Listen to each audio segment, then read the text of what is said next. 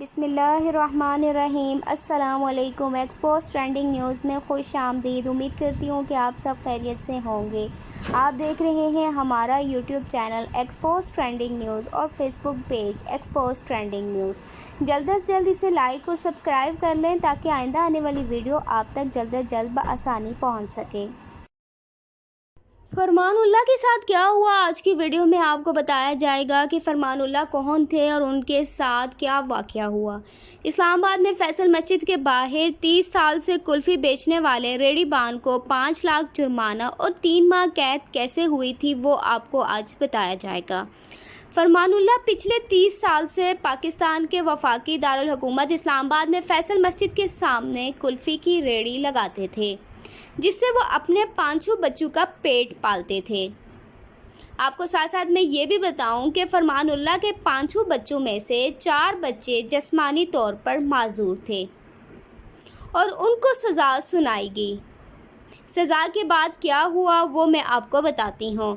بالآخر فیصل مسجد پارکنگ میں کلفی بیچنے والے ریڑھی بان فرمان اللہ کی ضمانت منظور ہوگی۔ اسلام آباد ہائی کورٹ نے مجسٹریٹ کا فیصلہ معطل کر دیا۔ اسلام آباد ہائی کورٹ کے جسٹس طارق محمود جہانگیری نے کیس کی سماعت کی۔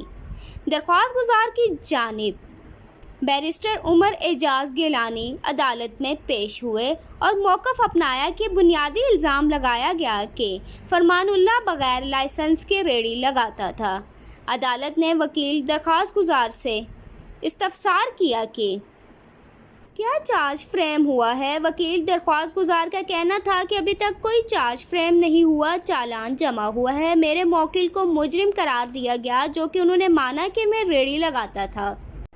فرمان اللہ درخواست گزار نے مانا کہ میں ریڑھی لگاتا تھا، اپنے گھر کو چلانے کے لیے فیصل مسجد کی پارکنگ میں ریڑھی لگاتا تھا۔ پورے شہر میں تجاوزات کون کر رہا ہے پورے شہر کو معلوم ہوگا، مجھے نہیں معلوم۔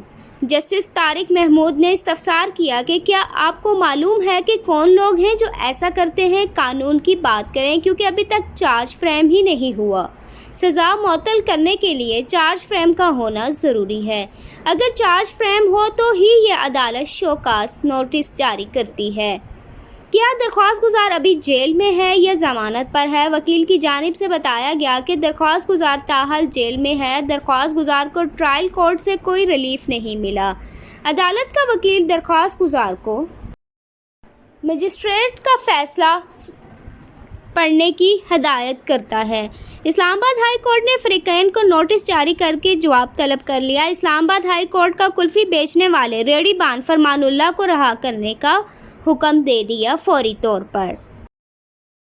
پیچھے کی ہسٹری دیکھی جائے تو فرمان اللہ ایک غریب شخص ہے۔ اس کے پاس اپنے کیس کو لڑنے تک کے لیے وکیل کے پیسے نہیں تھے، لہٰذا اسے سنے بغیر ہی اللہ کا جرم اتنا بڑا تھا کہ اس کو یہ جو سزا دی گئی 3 مہینے بمشقت قید، کیا وہ بہت تھی؟ یہ انتہائی کم سزا ہے، بلکہ اس کو سزا اس سے بھی زیادہ ہونی چاہیے تھی۔ پاکستان میں قانون کا زور ہمیشہ غریب پر ہی چلتا ہے۔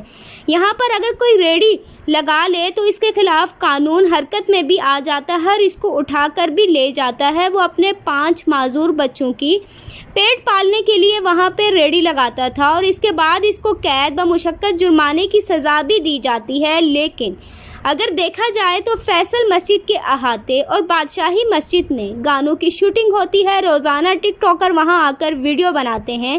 مسجد کے آداب و احترام اور بے حرمتی سمیت وہاں کیا کیا نہیں ہوتا، کسی سے دھکا چھپا نہیں ہے۔ کسی قانون نافذ کرنے والے ادارے نے نوٹس نہیں لیا۔ اس ملک میں غریب ہونا ہی سب سے بڑا جرم ہے۔ بہت سے لوگ یہ سوچ رہے ہوں گے کہ قانون اندھا ہوتا ہے اس لیے غریب کو ہی ہمیشہ سزا دی جاتی ہے۔ اگر سزا دینی ہی ہے تو بہت ساری اور باتوں پہ دیکھیں کہ وہاں کیا کچھ نہیں ہوتا۔ فیصل مسجد کے احاطے میں ٹک ٹاکر آ کر کیسے ویڈیو بناتے ہیں، کیا وہ سب سے ڈھکا چھپا ہے؟ بالآخر ایک غریب کو آج انصاف مل گیا۔ خوشی کی بات یہ ہے کہ ایک غریب کو انصاف مل گیا۔ قانون اندھا نہیں ہوتا، قانون نہیں انصاف دلاتا۔